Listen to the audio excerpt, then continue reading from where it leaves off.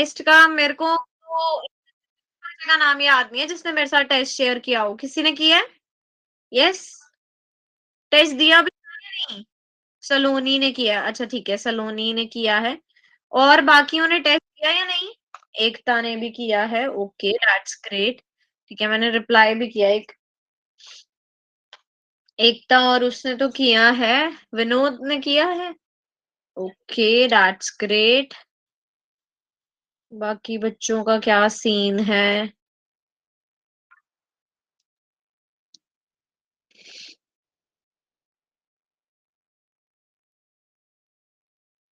एक बार ये दोबारा अपडेट डालते हैं कि बच्चे आ जाएं हमारे। अच्छा, और एग्जाम्स की तैयारी कैसी चल रही है? चलो ये भी बता दो फिर। लगे हाथ सारे बच्चे बता ही दो कि एग्जाम की तैयारी कैसी चल रही है सब लोगों की। बढ़िया चल रहा है एग्जाम? यस।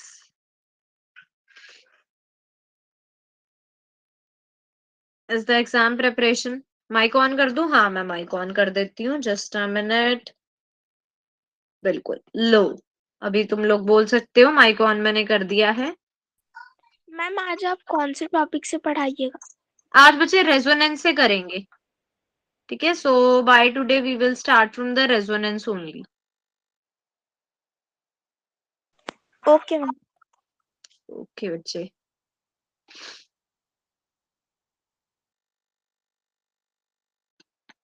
मैम हाइड्रोकार्बन कब शुरू करोगे?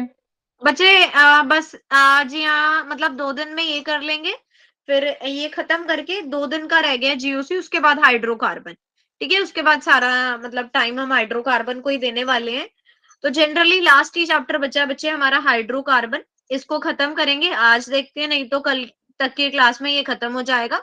फिर ये वाले वीक की 2 क्लासेस और नेक्स्ट वीक की 3 क्लासेस मिला के 3 या 4 4 ही आएंगी, क्योंकि नेक्स्ट वीक हमारी तो सैटरडे को तो नहीं, सैटरडे को होती है क्या हमारी क्लास?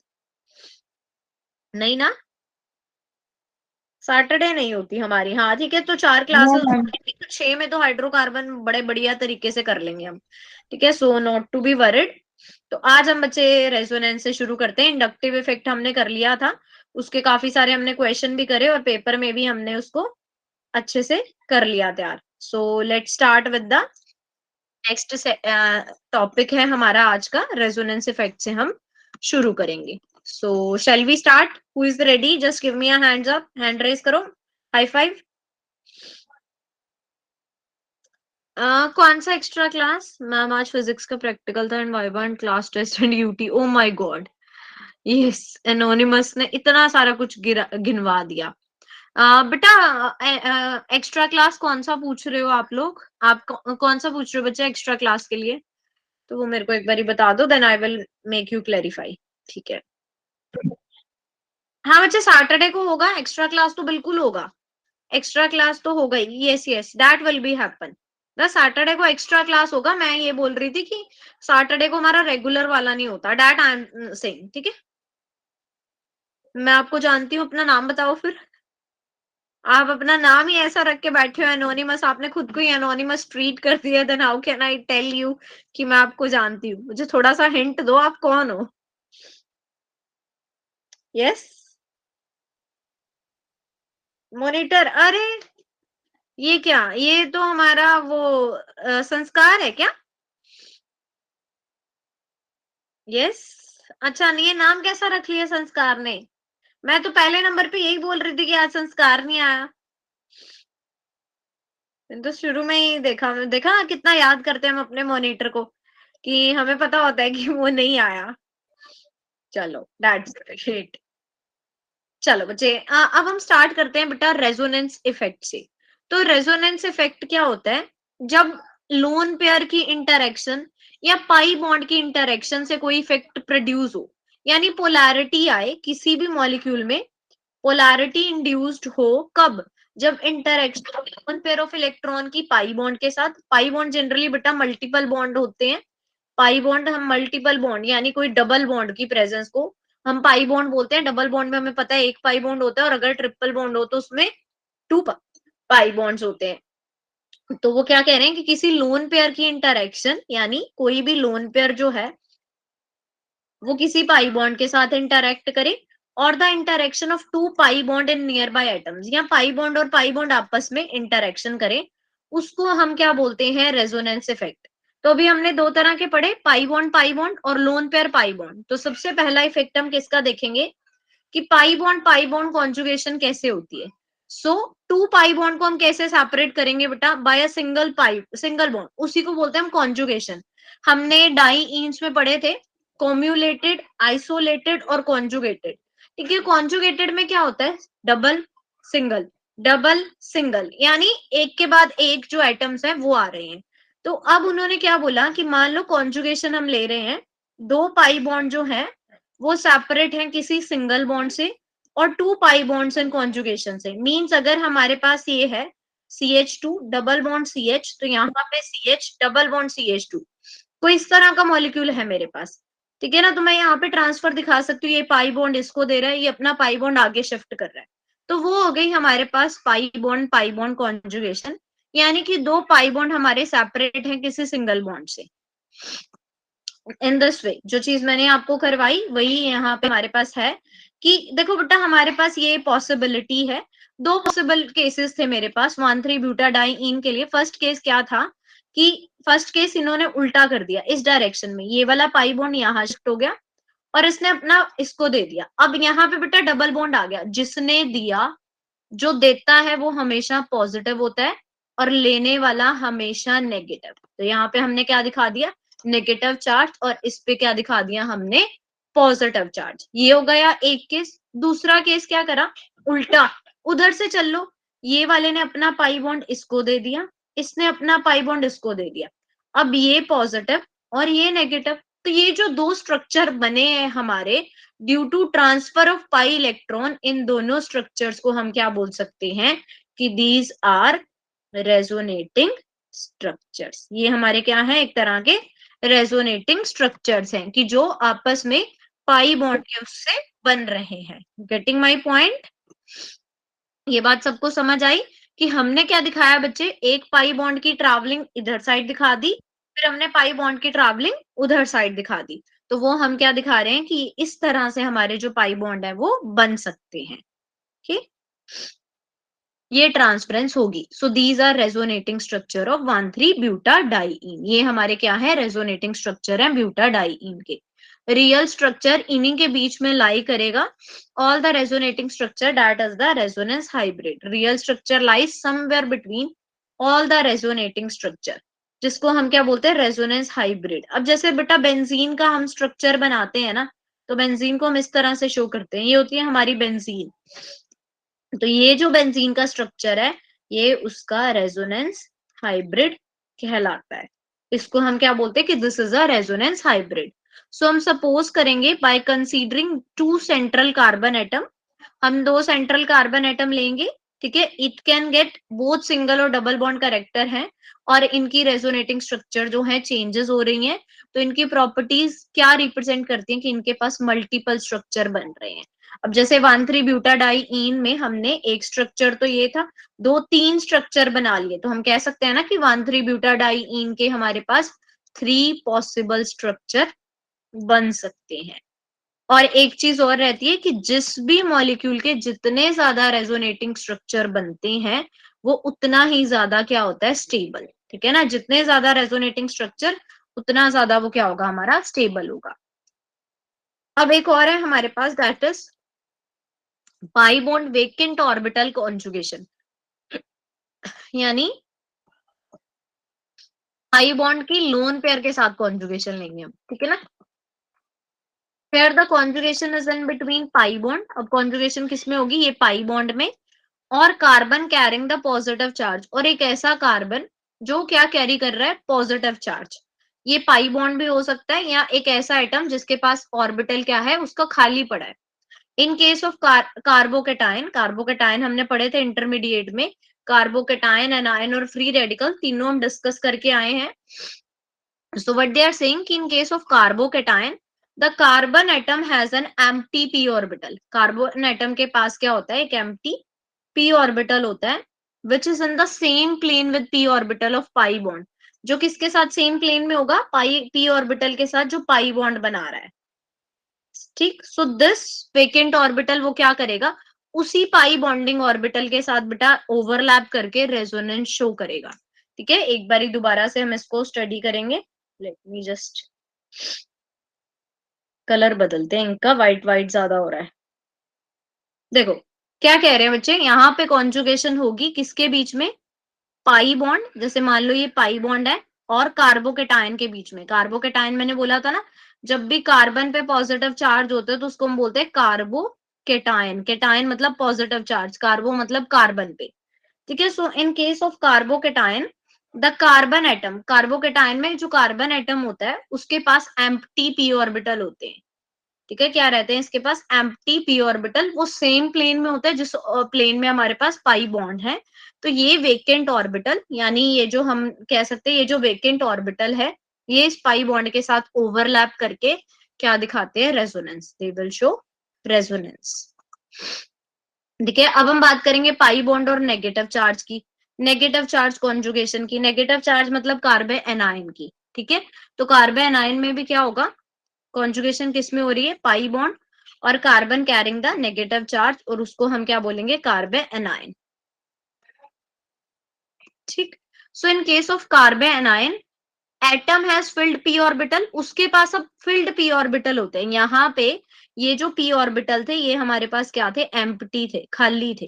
कार्बोकेटायन के केस में ये दोनों पी ऑर्बिटल क्या थे, हमारे एम्प्टी थे। अब यहाँ पे ये फिल्ड होते हैं। ठीक है ना, हमारे पास क्या है, फिल्ड पी ऑर्बिटल है of pi bond formed which is in the same plane, ये भी सेम प्लेन में होंगे पी ऑर्बिटल के साथ। तो ये जो फिल्ड ऑर्बिटल है ये पाई बॉन्ड के साथ ओवरलैप करके रेजोनेंस दिखाते हैं। तो ये भी एक केस होता है हमारा। ठीक है ना, कार्बोकेटायन में क्या करते हैं, रेजोनेंस तो उसमें भी होती है पाई बॉन्डिंग की, किसके साथ, ऐसे एस ऑर्बिटल के साथ बच्चे जो खाली हो, और इसमें किसके साथ होती है, ऐसे ऑर्बिटल्स के साथ जो क्या हो, ऑलरेडी फिल्ड हो। क्लियर ये बात, यस यहाँ तक किसी को कोई problem, yes anyone having any problem up to this, yes Srishti. Ma'am ये खाली पी और या फिर खाली ऑर्बिटल, ये क्या है समझ नहीं आया। बेटा इसका मतलब है कि उस पी ऑर्बिटल में कोई इलेक्ट्रॉन नहीं है, जबकि अगर हमारे पास नेगेटिव चार्ज होगा तो उसका पी ऑर्बिटल जो है वो फिल्ड होगा इलेक्ट्रॉन से। नेगेटिव चार्ज का मतलब यही होता है ना कि उसमें हम 2 इलेक्ट्रॉन एक्स्ट्रा डाल रहे हैं। ठीक है, तो 2 इलेक्ट्रॉन एक्स्ट्रा डाल रहे हैं मीन्स उसमें इलेक्ट्रॉन्स होंगे, जबकि पॉजिटिव का क्या मतलब होता है कि उससे इलेक्ट्रॉन निकाल लिए गए हैं, तो उसके पास जो ऑलरेडी थे वो भी आपने निकाल लिए। ठीक है, देखो कार्बन का क्या होता है हमारे पास बच्चे, कार्बन की हम 6 होती है ना, हम क्या लिखते हैं 1s2 2s2 2p2। अब कार्बन पे पॉजिटिव चार्ज ले लिया यानी 2p में से इलेक्ट्रॉन निकाल लिए, ये 0 हो गया। अब अगर मैं बोलूं कि कार्बन पे नेगेटिव चार्ज है यानी 2p को आपने कुछ इलेक्ट्रॉन दे दिए हैं, तो वो क्या शो करेगा कि वो फिल्ड है, ये चीज क्लियर। Yes that's great. ठीक है, तो अब बेटा पाई बॉन्ड का लोन पेयर के साथ क्या कॉन्जुगेशन हो सकता है, जैसे डबल बॉन्ड है हमारे पास, यहाँ पे हाइड्रोजन हाइड्रोजन है, यहाँ भी हाइड्रोजन, और यहाँ पे OH पे क्या है, लोन पेयर है। अब ये लोन पेयर यहाँ जाएगा और डबल बॉन्ड इस पे चला जाएगा, तो ये क्या बना देगा, इसके पास आया तो ये यहाँ पे डबल बॉन्ड आ जाएगा, और इस कार्बन ने एक चार्ज ले लिया तो उस पे क्या आ जाएगा, नेगेटिव। इसने लिया है ना, जो लेता है उस पे नेगेटिव हो जाता है और जो देता है उस पे क्या आ जाता है, positive. So this is considered as pi bond lone pair conjugation. Clear, yes ma'am. That's great. और बाकी बच्चों को just give me a hand high five जिसको क्लियर है फटाफट से। Nidhi, Deepanshu, Srishti, very good. ठीक है, सो यहाँ पे कॉन्जुगेशन किस में हो गई बच्चे, पाई बॉन्ड में, और carbon attached with the atom carrying lone pair. तो इथीन 1 इन या इथ 1 इन कर दिया, 1 ओल के रेजोनेंस हाइब्रिड हमने बना लिए, तो वो हमारे पास उसके रेजोनेटिंग स्ट्रक्चर हो गए। ठीक, 2 ही थे इसमें तो। क्लियर यहाँ तक, पाई बॉन्ड का अब हमने देखो दोनों के साथ कर लिया। पहले हमने केस क्या किया, 2 पाई बॉन्ड का आपस में जब ऑल्टरनेट में थे वो। ठीक है, फर्स्ट केस हमने क्या रखा, जब पाई बॉन्ड कॉन्जुगेशन में थे यानी ऑल्टरनेटिंग पोजीशन पे थे। सेकंड हमने क्या करा, पाई बॉन्ड का कार्बोकेटायन के साथ, उसके बाद थर्ड पाई बॉन्ड का कार्बन एनायन के साथ।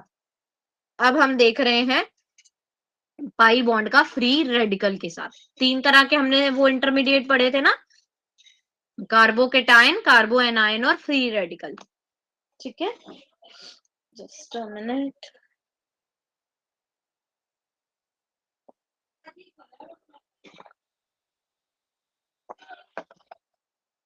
चलो अब हम बात करेंगे बच्चे पाई बॉन्ड और फ्री रेडिकल की। यहाँ पे हम क्या कह रहे हैं कि कॉन्जुगेशन हो रहा है किसके बीच में, इन बिटवीन पाई बॉन्ड, किसी पाई बॉन्ड में, and the carbon carrying the free radical, और एक ऐसा कार्बन जिसके पास क्या है, फ्री रेडिकल है। अब जैसे हमें पता था बेटा, कार्बोकेटाइन में पी ऑर्बिटल एम्प्टी होंगे, कार्बन एनायन में पी ऑर्बिटल जो है हमारे वो क्या होंगे, जनरली जिसके पास फिल्ड ऑर्बिटल होंगे। ठीक है ना। और फ्री रेडिकल के केस में क्या होगा, हमने क्या पढ़ा था कि फ्री रेडिकल वो होता है जहां पे होमोलिटिक फिजन होती है। होमोलिटिक फिजन में हमने क्या बोला था कि दोनों को सिंगल सिंगल इलेक्ट्रॉन हम देना चाहेंगे। होमोलिटिक में यही था ना कि दोनों को सिंगल सिंगल मिले, तो वही चीज इन्होंने लिखी है कि in case of free radical carbon atom has p orbital containing single electron, उन दोनों के पास सिंगल इलेक्ट्रॉन होगा, which is in the same plane, वो भी सेम प्लेन में होंगे। सेम प्लेन तीनों के केस में था, कार्बोकेटाइन, कार्बो एनायन और फ्री रेडिकल में, यानी पी ऑर्बिटल उसी प्लेन में है जिसमें पाई बॉन्ड होंगे। क्योंकि बेटा अगर डिफरेंट प्लेन में होंगे ना तो ओवरलैपिंग नहीं होगी। ऐसा नहीं होता कि एक एक्स प्लेन में था और दूसरा जेड में आप कर रहे हो और उनकी ओवरलैपिंग दिखा रहे हो। तो तीनों केसेस में जो पी ऑर्बिटल्स है और पाई बॉन्ड है वो दोनों एक ही प्लेन में है। तो पी ऑर्बिटल जो है वो आफ्टर होमोलिटिक क्लीवेज के बाद पाई बॉन्ड के साथ जुड़ेगा और रेजोनेंस शो करेगा। ठीक है, होमोलिटिक क्लीवेज ही होती है ऑब्वियसली फ्री रेडिकल में। तो ये इस तरह से, ठीक, जैसे भी कोई भी आप ले लो, मान लो आपने CH3 डॉट ले लिया, यहाँ पे क्लोरीन है और यहाँ पे हमारे पास कोई भी डबल बॉन्ड का है, तो ये इसके साथ फर्दर आप इधर रख लो, इधर ऐसे ये डबल बॉन्ड है हमारे पास। ठीक है ना। तो ये क्या करेगा, शिफ्टिंग इधर दिखाएगा, ये डबल बॉन्ड ये इधर चला जाएगा इस कार्बन पे और यहाँ पे आ जाएगा डबल बॉन्ड। तो ये हमारे पास कैसे बन जाएगा, यहाँ पे डबल बॉन्ड CH2 पॉजिटिव कर लो, Cl हटा देते हैं। देखो दोबारा करते हैं इसका एक एग्जांपल, मैं आपको बताती हूँ क्या रहेगा।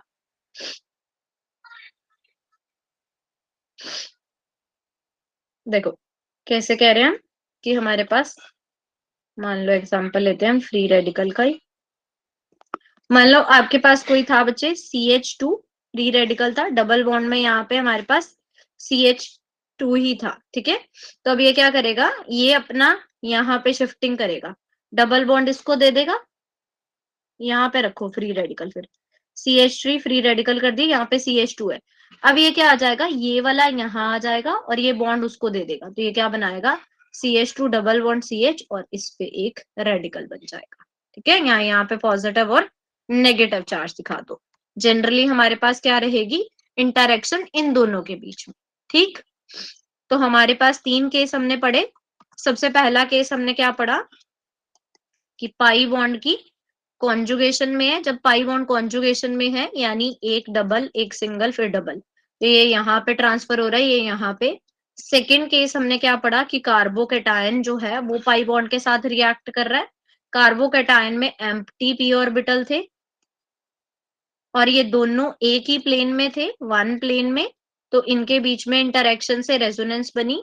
सिमिलरली हमने क्या पढ़ा, कार्बन एनायन, उसमें फिल्ड पी ऑर्बिटल था और वो किसके साथ था, पाई बॉन्ड के साथ, field P orbital pi bond के साथ, दोनों एक ही प्लेन में, तो इनके बीच में इंटरेक्शन हुई। Similarly free radical plus pi bond, single electron था इसके पास, दोनों के बीच में इंटरेक्शन होगी क्योंकि ये भी सेम प्लेन में थे। ये चारों केसेस में हमने रेजोनेंस दिखा। क्लियर, यहां तक किसी को भी कोई डाउट आया हो तो? Yes, anyone having any doubt up to this please ask. किसी को यहां तक कोई प्रॉब्लम?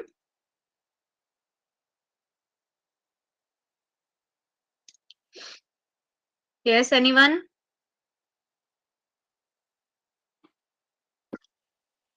ठीक है, अब ये क्वेश्चन है बच्चे, you all have to do this question, does the given molecule show resonance? क्या ये जो मॉलिक्यूल दिया हुआ है ये रेजोनेंस शो करेगा, हाँ या ना? यस मैम करेगा। क्यों करेगा?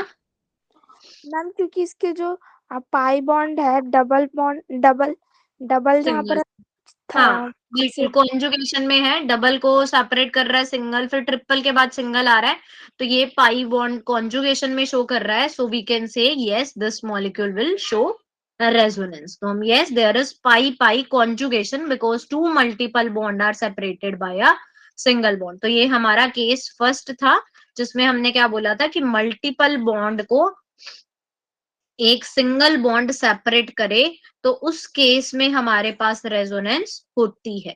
सो this is satisfying our first case. तो हम इसको क्या बोल सकते हैं कि ये जो है मॉलिक्यूल रेजोनेंस शो करता है. ठीक है. So does this molecule show resonance? अब इसमें ये हमारा आइसोलेटेड है, ये मॉलिक्यूल हमारा कॉन्जुगेटिव नहीं है बट आइसोलेटेड है. तो क्या आइसोलेटेड के पास टेंडेंसी होती है शो करने की? मैम ये भी करेगा. करेगा. मैम है डबल बॉन्ड इसमें, मीन्स वो डबल बॉन्ड आगे पीछे जाएंगे, पाई बॉन्ड्स जो है. और किसी और बच्चों को क्या लगता है, हाँ या ना? No.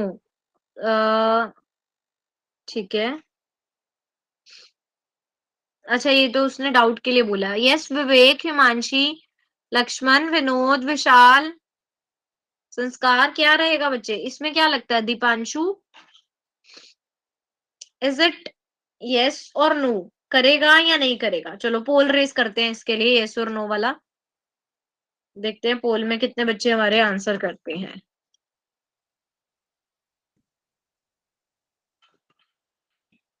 Yes go for it.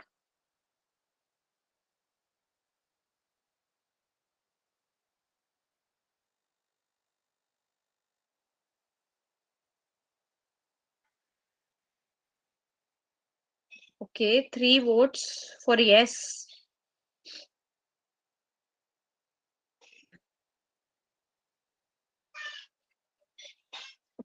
Three votes ही आई हैं अभी, वो यस के लिए हैं.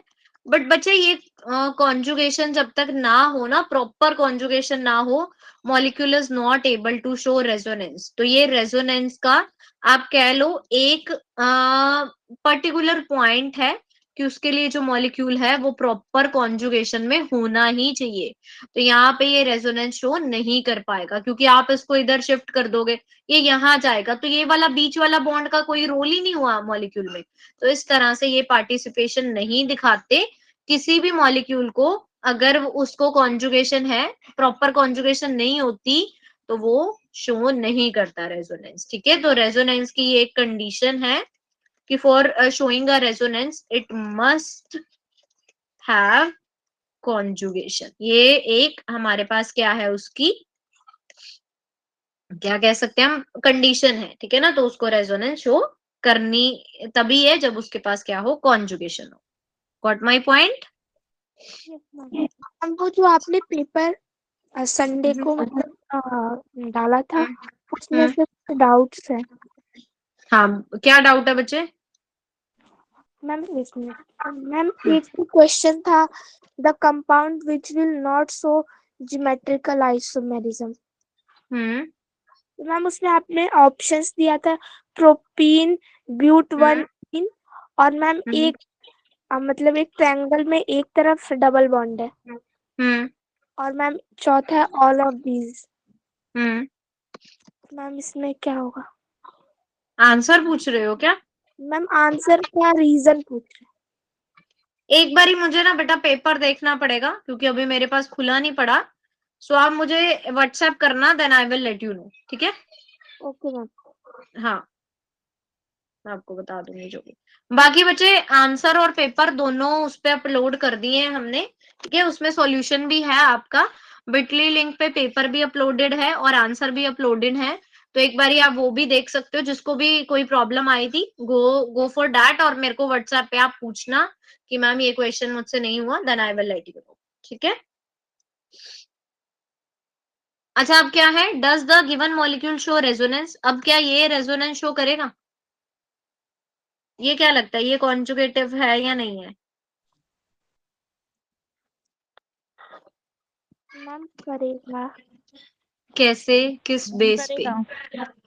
करेगा, ठीक है, पर किस बेसिस पे हम इसको कहेंगे कि ये करेगा? Yes, on what basis we can go for this? Madhu आज लेट हो गई? मैम मुझे लगा आज संडे है। ओह ठीक है, ओके। क्यों आज स्कूल नहीं था मधु का? मैम सुबह बारिश हो रही थी ना, तो मैं स्कूल नहीं गई थी। ओके, चलो ठीक है। देखो इसमें बिल्कुल सही है बच्चे, करेगा रेजोनेंस शो हमारे पास, बट क्या कहेंगे कि हम नाइट्रोजन के पास होता है लोन पेयर, ठीक है ना, तो ये इसमें लोन पेयर और पाई बॉन्ड के बीच में इंटरेक्शन होने वाली है, ठीक है, इसमें लोन पेयर और पाई बॉन्ड इंटरेक्शन है, इसलिए ये रेजोनेंस को शो करेगा। So but we can say yes, pi bond lone pair conjugation is there, क्योंकि नाइट्रोजन के पास क्या होता है, लोन पेयर होता है, तो ये resonance it will show the resonance. Okay, अच्छा अब ये वाला मॉलिक्यूल देखो, क्या इसमें रेजोनेंस होगी या नहीं? ध्यान से इसको एक बार ऑब्जर्व करो ध्यान से, इसमें होगी? कॉन्जुगेशन प्रॉपर तो है नहीं है, ना लोन पेयर की कोई कॉन्जुगेशन है, तो किस बेस पे करेंगे हम?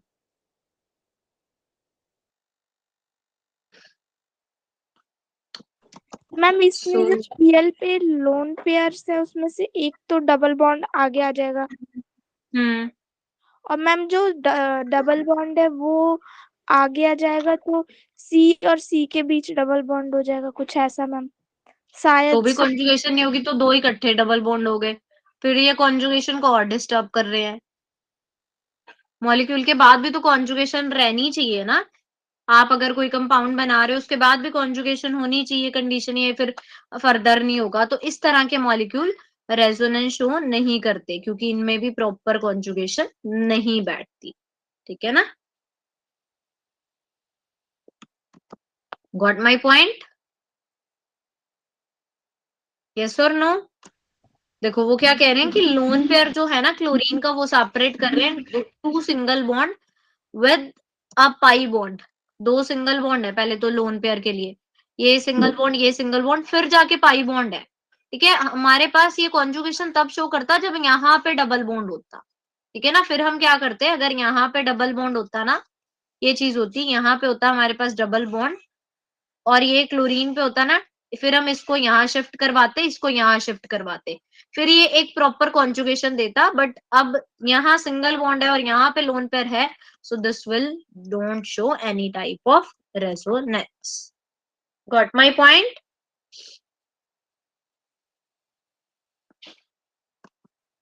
अच्छा ये वाला मॉलिक्यूल रेजोनेंस शो करेगा या नहीं? ये इजी है, ऑक्सीजन OH का ध्यान रखना, OH के पास क्या है हमारे पास, OH पे लोन पेयर होता है ना, इसके लिए हम पोल रेस करते हैं यस और नो वाला। मधु का कहना है कि ये करेगा, okay let me raise a pole.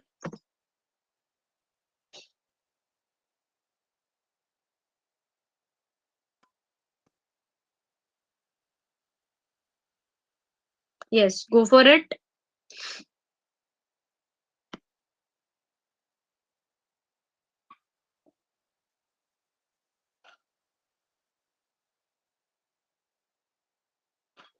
Three vote चाहिए अभी तक, फटाफट से वोट करो बेटा।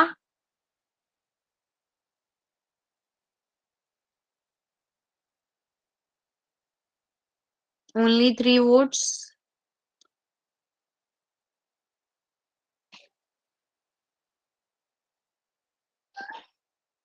अच्छा मैंने थर्मोडायनामिक्स फिजिक्स में भी पढ़ा और केमिस्ट्री में भी, सिमिलैरिटी लगी या टोटली डिफरेंट है?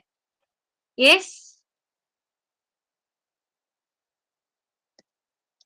Absolutely correct. मैम बहुत मतलब माइनर सी सिमिलैरिटी। माइनर से सिमिलैरिटी है, ठीक है। देखो बेटा इसमें ऑक्सीजन के पास है लोन पेयर, यहाँ पे डबल बॉन्ड है, तो ये प्रॉपर हम क्या कह सकते हैं, लोन पेयर और पाई बॉन्ड कॉन्जुगेशन शो कर रहे हैं, तो ये भी हमारे पास रेजोनेंस शो करेंगे। ठीक है।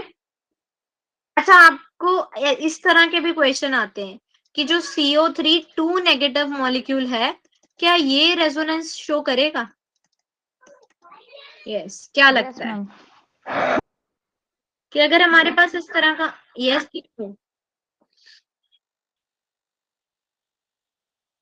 इसके लिए हमें CO3 नेगेटिव का ना स्ट्रक्चर आना चाहिए। किस किस को आता है CO3 नेगेटिव का स्ट्रक्चर बनाना?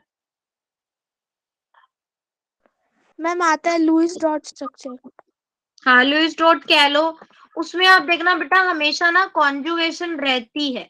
देखो मैं स्ट्रक्चर बना के बताती हूँ आपको कैसे बनता है हमारे पास ये। एक तो लोन पेयर होगा, इस तरह से हम बनाते हैं उसको, C डबल बॉन्ड O। अरे अरे अरे, ये क्या हो गया? ये कौन सी लड़ाई लड़ने लग गए? Just a minute. हाँ,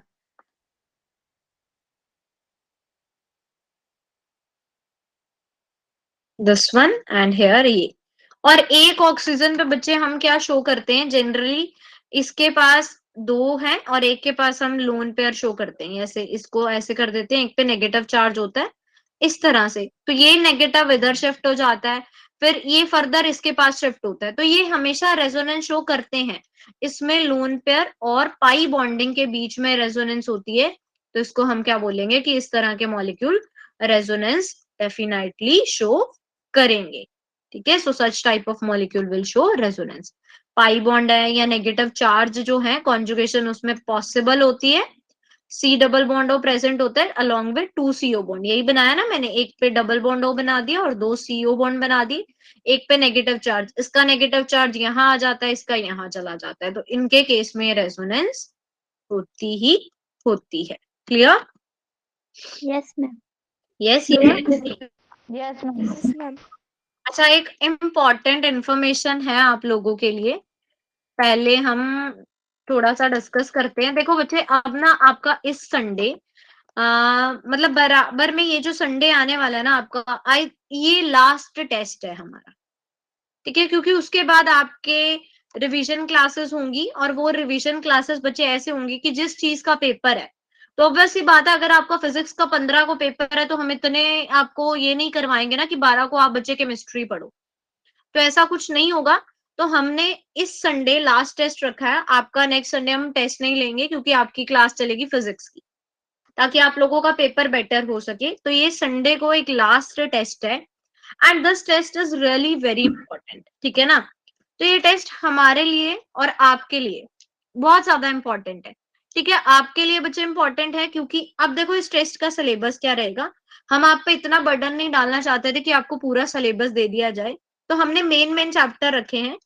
एक तो इसमें चैप्टर आएगा थर्मोडायनामिक्स, दूसरा बच्चे हमारे पास रहेगा रिडॉक्स, और थर्ड हम बात करेंगे जीओसी की। तो ये 3 चैप्टर हमारे पास आने वाले हैं संडे के टेस्ट में। तो प्लीज सबने पार्टिसिपेट करना है, ये टेस्ट सबका बेटर होना चाहिए। ठीक है, और इसके लिए एक एडवांटेज ये भी है कि इस टेस्ट में जो बच्चे भी फर्स्ट सेकंड थर्ड आएंगे उनके लिए गिफ्ट्स रहेंगे। ठीक है ना? ये हमारी 11th का एक लास्ट टेस्ट है, तो आप लोगों का अगर कुछ अच्छा स्कोर आता है तो definitely you will get a gift. ठीक है, तो अच्छे से करना है। 3 ही चैप्टर है, थर्मो, रिडॉक्स और जीओसी। तीनों के आप टेस्ट अभी अभी दे के आए हो। जीओसी अभी कवर करवाया था, रिडॉक्स का भी टेस्ट दिया, रिडॉक्स की रिवीजन क्लास हुई, जीओसी की भी हुई, थर्मोडायनामिक्स की भी। ठीक है, सैटरडे को ऑल दो फिर से एक रिवीजन क्लास रखेंगे तीनों चैप्टर्स की। So you all have to give this test. This test is really very compulsory.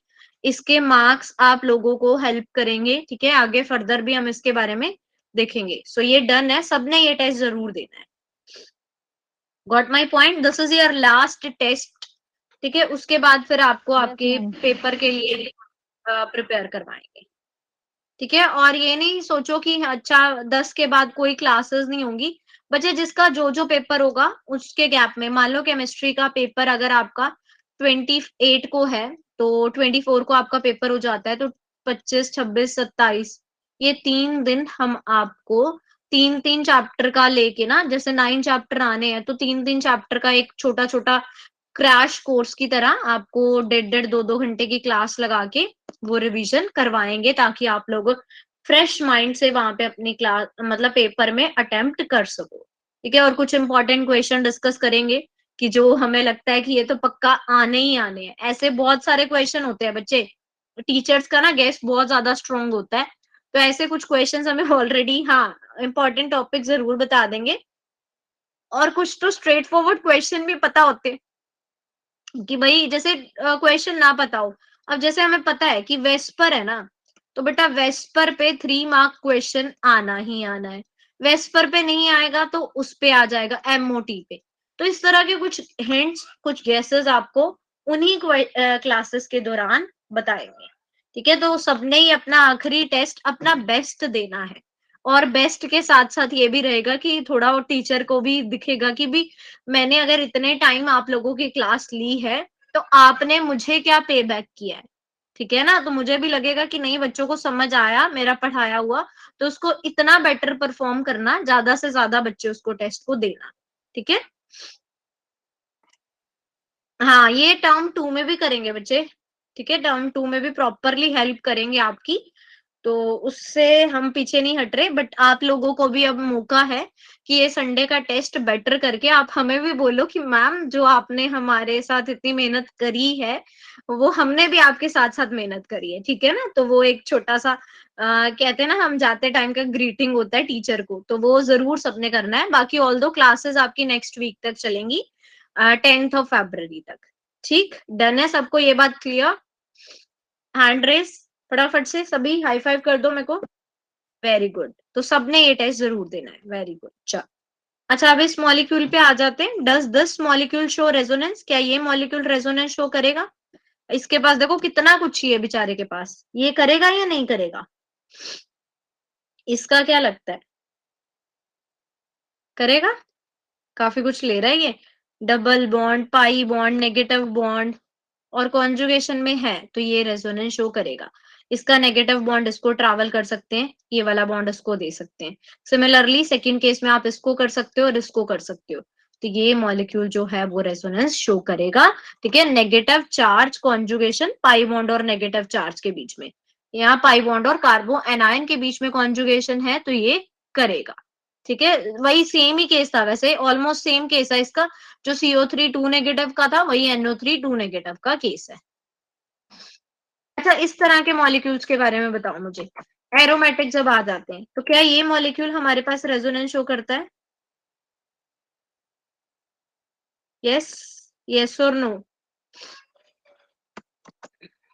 इसमें भी हमारे पास होगी लोन पेयर कॉन्जुगेशन। ठीक है ना, लोन पेयर और पाई बॉन्ड के बीच में कॉन्जुगेशन है, लोन पेयर और पाई बॉन्ड को सेपरेट करने वाला एक सिंगल बॉन्ड है, इन दोनों के बीच में कॉन्जुगेशन है, इनके बीच में कॉन्जुगेशन है, then it will show resonance, ये रेजोनेंस को शो करेगा ही करेगा। So its answer would be yes. ठीक, अच्छा ये एक चीज हमें हमेशा याद रखनी है, ये मैंने शुरू में ही बता दिया था आपको कि जितने ज्यादा कंट्रीब्यूटिंग रेजोनेटिंग स्ट्रक्चर रहेंगे उतना ही ज्यादा स्टेबल कंपाउंड होगा। ठीक है, more the number of contributing resonating structure in a resonance hybrid, more is the stability of the compound, उतनी ही ज्यादा क्या होगी उसकी stability. More the number of contributing equivalent resonating structure, more is the stability, जितनी ज्यादा contributing structure ज्यादा होंगे उतनी ज्यादा उसकी स्टेबिलिटी होगी। मान लो अगर आपके पास कोई कंपाउंड आता है बेटा, CO3 2 नेगेटिव है और मेरे पास एक आ गया CO2, अब इसमें 3 रेजोनेटिंग स्ट्रक्चर बन रहे हैं, इसके 2 ही बनते हैं, तो इन दोनों में से ज्यादा स्टेबल कौन सा होगा? CO3 2 नेगेटिव ज्यादा स्टेबल होगा ड्यू टू रेजोनेंस इफेक्ट। क्या कहेंगे हम कि इसमें ज्यादा रेजोनेटिंग स्ट्रक्चर बनते हैं, हाई होगा।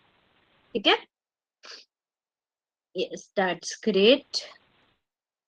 अब देखो बच्चे कुछ रेजोनेटिंग स्ट्रक्चर के बता रखे हैं, इक्विवेलेंट कंट्रीब्यूटिंग रेजोनेटिंग स्ट्रक्चर, मतलब ये एक इक्विवेलेंट कंट्रीब्यूटिंग का क्या मतलब होता है? कहीं मर्जी घुमा लो सेम तरह का ही स्ट्रक्चर बनेगा, इनका सिमिलर रेजोनेंस स्ट्रक्चर होगा। मान लो जैसे CH3 था, यहाँ पे C double bond O negative था, मैं इसको घुमाऊं तो भी यही चीज आएगी, और अगर दोबारा बनाओगे ना तो भी यही चीज बनेगी।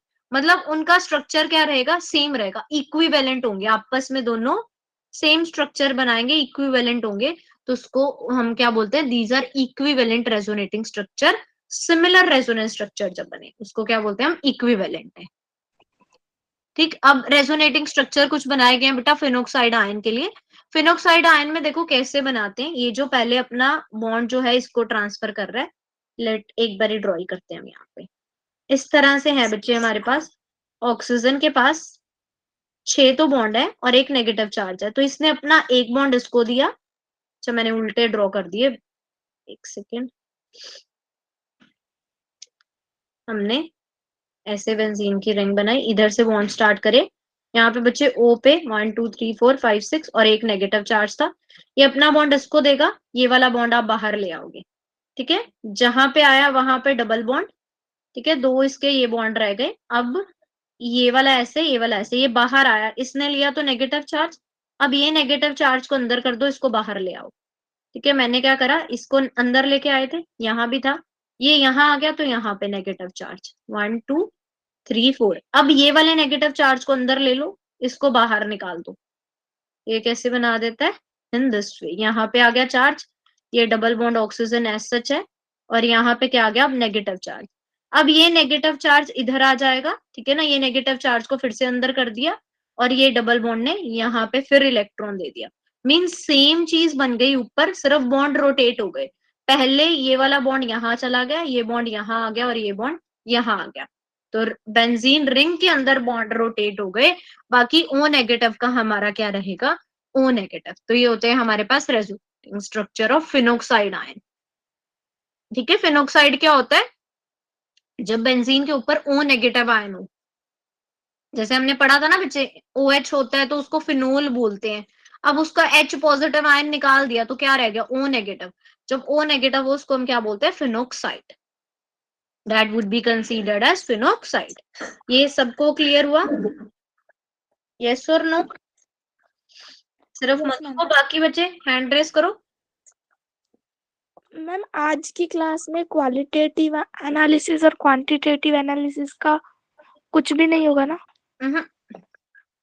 वो तो बच्चे सिलेबस में ही नहीं है, वो नहीं करेंगे हम इस बारी। ठीक है, वो आना ही नहीं है आपके सिलेबस में, तो उसको नहीं छेड़ेंगे अब।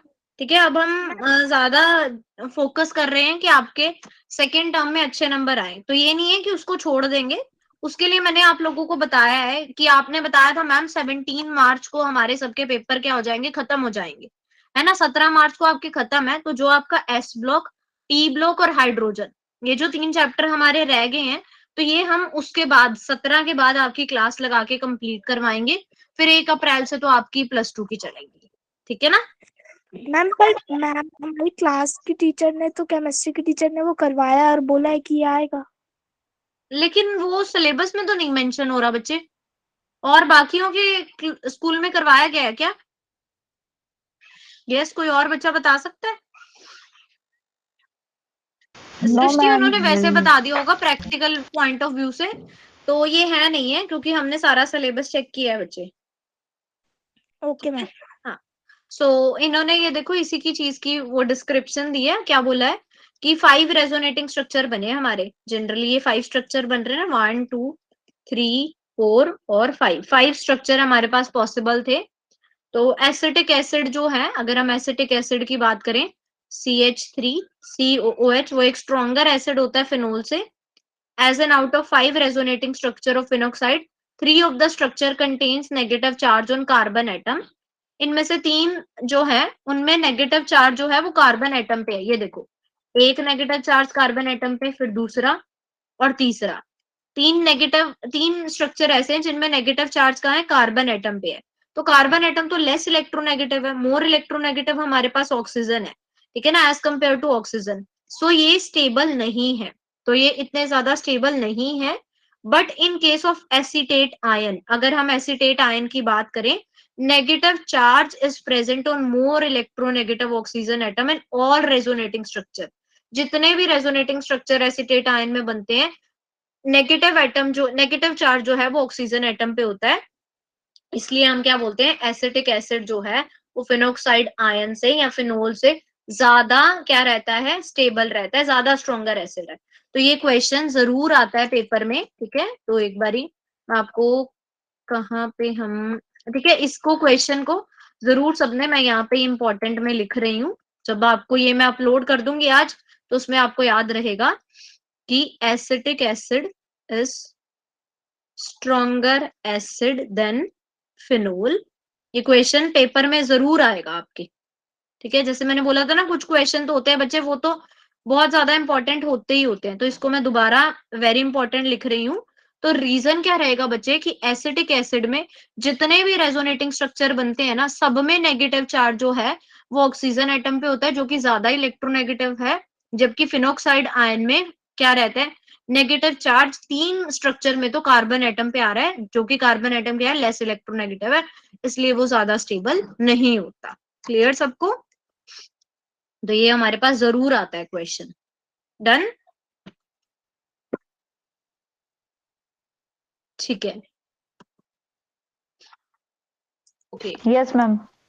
तो नेक्स्ट आता है बच्चे हमारे पास रेजोनेंस स्टेबलाइजेशन एनर्जी, ठीक है। इसको और इसके बेस्ड के कुछ क्वेश्चन वो हम अपनी कल की क्लास में करेंगे, तो आज हम इतना ही करते हैं। तो ये यहाँ तक आप लोगों को किसी को भी कोई प्रॉब्लम हो तो आप पूछ सकते हो। बाकी टेस्ट पेपर के साथ साथ उसके आंसर्स मैंने अपलोड कर दिए हैं ऑलरेडी बिटली लिंक में, ठीक है। वहां पे जाके आप देख सकते हो। स्टिल किसी बच्चे को कोई भी प्रॉब्लम है बच्चे, किसी भी क्वेश्चन में टेस्ट के, तो प्लीज आस्क, मेरे को व्हाट्सअप करना, ठीक है। मैं आपको उसमें प्रॉब्लम बता दूंगी। एक बच्चे ने मेरे को कर भी रखे थे, मेरे को बाद में थोड़ा मैंने शायद उसको भी रिप्लाई करना है। तो और भी किसी को कोई प्रॉब्लम हो तो please ask. Yes, anyone having any problem up to this? किसी को अभी कोई प्रॉब्लम आ रही हो किसी भी तरह की? No, ठीक है ma'am. बच्चे, फिर हम मिलते हैं अपनी नेक्स्ट क्लास में, ठीक है। So that's all for today. Thank you, ma'am. Okay बच्चे, बाय एवरीवन।